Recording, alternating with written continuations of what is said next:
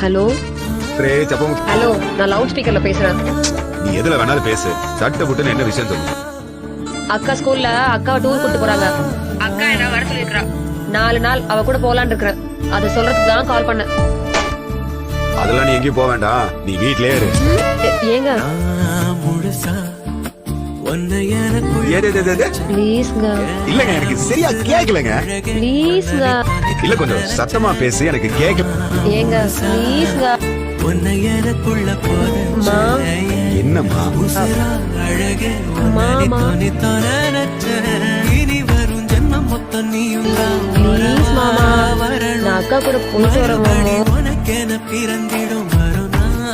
சரி, என்னைக்கு போங்க? இன்னைக்குதான். சரி, பத்திரமா போயிட்டு வா. சரி, தேங்க்ஸ் மாமா. வைக்கிறேன். பை.